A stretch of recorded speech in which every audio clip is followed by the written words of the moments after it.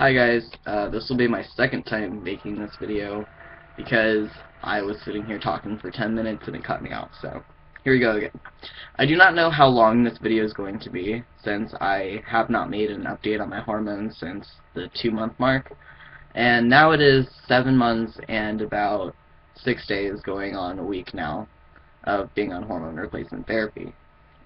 And as you guys can notice, there's a huge difference in my appearance and my voice in general. And I'll get into that. I'll start from around the 3rd month, and I'll work my way up to where I'm at now on the hormones. But I was on 50 milligrams every 2 weeks of testosterone. And as you can imagine, there's a menopausal stage of this whole hormone therapy, and it starts within the 3 to 4 months. And I was going through that whole menopausal stage very slowly, and it was taking quite a physical toll on my body, so I had to go see my endocrinologist again and talk to him about upping my dose. And I guess I had misheard him, and I thought it was going to progressively go up to 75 milligrams every 2 weeks to then a week, and then to 100 milligrams every 2 weeks to then a week, and then I'd be on 400 milligrams every week. 400 milligrams every month, sorry. So I guess I had misheard him, so I had done one more dose of the 50 milligrams every 2 weeks, and then I jumped immediately to 100 milligrams every week, and I thought that that was going to be more of a toll on my body than actually going through this whole menopausal stage. But if your endocrinologist knows what he's doing, or he or she is doing, you are going to have a good time. Because when I first started off, it was crazy on my system. It was a huge shock to my system, and I felt like I was losing my mind for going through those menopausal stage and going through it so slowly. But once my menstrual cycle was dwindling out and slowly stopping, it actually was a huge improvement in my mood and my hormones. And when your hormones are off, it is very obvious, and you feel it. There's no way you can't. Even when I'm a couple days off from a shot, I can feel it. It tolls on my body. I feel like I need more sleep than I actually do. I get migraines. So it's crazy. I got my 25th shot about 6 days ago. That was my 7-month mark. And, yeah. Another thing I wanted to go into. Oh, the physical changes in your body and how your mind catches up to that slower than you actually process it. Your mind will process your body changes and your vocal changes a lot slower than it's actually occurring. That's why it's a necessity to keep track of all those changes, because your mind's not going to catch up to it as fast as it's actually happening. So it's quite necessary to make these type of videos, to take kind of pictures of your body, whether it be for your eyes only or not. But keep a record of how it's changing you, because I slightly regret it, not entirely, but watching these changes happen, it does take you a while to actually realize it's happening. So for me, my voice, the dropping of my voice didn't start originally happening until the 3rd or 4th month. And when it happened, my voice stayed the same. Even though I was getting shots every week, it pretty much stayed the same and stagnated out until about the 4th month. And the 4th month is when all of my periods stopped. I wasn't even spotting, and my voice is changing faster than I was realizing it. Like, I'd wake up one day and notice a slight tone difference, and I would be like, oh, I just woke up. It's probably just because I'm tired.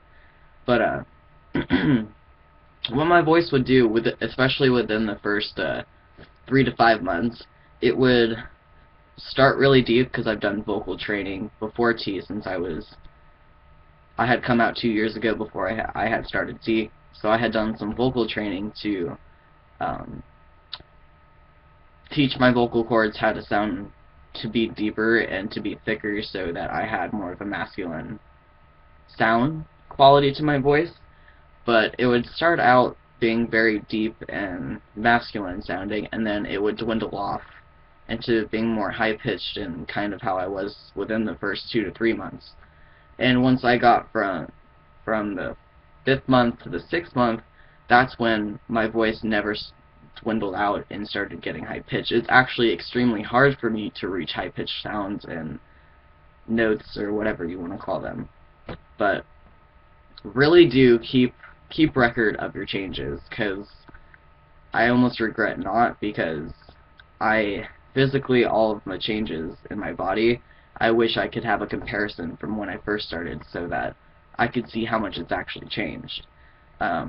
The changes that happen within your body are obviously vocal changes, thickening of the hair, hair around on your face, facial hair, and the female anatomy aspect of it will change increasingly too. 1% of trans men, especially when they're on hormones, their clitoris will grow, and that 1% will grow up to 3 inches. It doesn't necessarily always get that way, but it's beneficial for the size quality, for being on hormones, for when you get bottom surgery. It happens to most trans men, from my understanding, that it does grow to an extent. That has happened. I'm not going to go into too much detail. I know people are curious on this whole topic, but I'm not going to go in talking about my junk all that much. But yes, those are changes that you will endure if you plan on being on hormones, because I know some people watch my videos to see how it would affect them, or what I go through as this whole process in general. But other changes is I am actually very flat-chested with my female anatomy. I used to be a C cup, and now I can barely wear an A cup, and I do not wear bras. Period. I wear binders like this. It has this outer layer. It's kind of like a spandex type of thing. I'm sure most people know what a binder is, but for the people that don't know much about this topic, I'm going to talk about a binder real quick. It's a tank top, essentially, and it has this layer. It's like spandexy, and it presses and compresses everything down to mold them more into pecs. Being on hormones, I've almost found little to no use for a binder because I almost don't need it anymore. The spandex aspect of it that compresses my chest has actually molded them to look very much so like pecs, but I'm very skinny, so you'd expect it to be more flat. But I guess that's just me being a stickler on myself.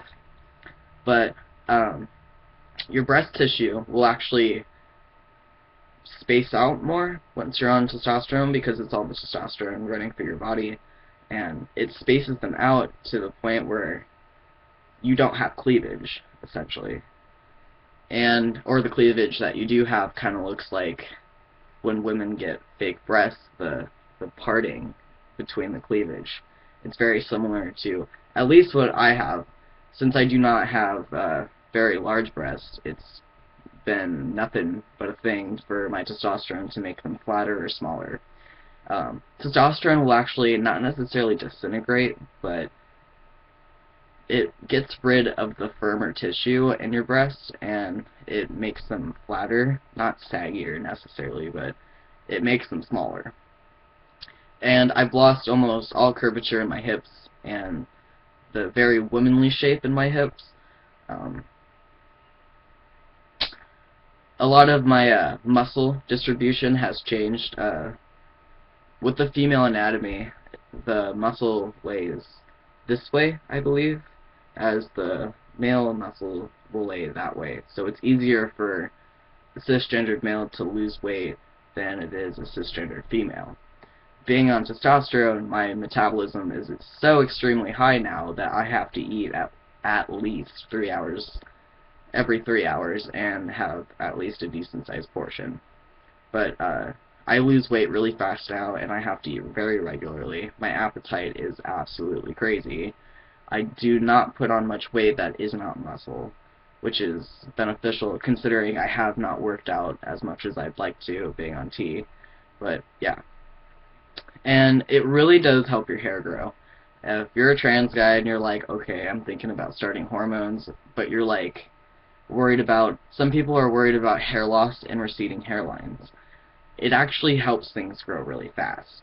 Like my nails, I'd cut them to nubs and they'd grow back almost instantly. Like within a week, they look like acrylic nails. So if you're just patient, all of these things will shine through within this process. I think I may have said this before. Again, I just made this video, so if I repeat myself, I'm sorry. But it really is a process, and you have to be patient, and if you're not, it happens so fast you almost regret that you didn't go through the changes a little bit slower. But yeah, I think I'm going to start making videos every 2 months now, since these changes have been so frequent now, especially since it's more reoccurring in my system. But, I think I wanted to say something else. Yeah. I guess that's it. I'll be making videos every 2 to 3 months now, and I'll update you guys more frequently. As for, I will be keeping this YouTube to update on other transitioning things as to surgery, and if I do get a puberty blocker or get put on a medication to fight my estrogen hormone and so forth. But yeah, that's I guess all I had to talk about, and I'll update you guys soon. So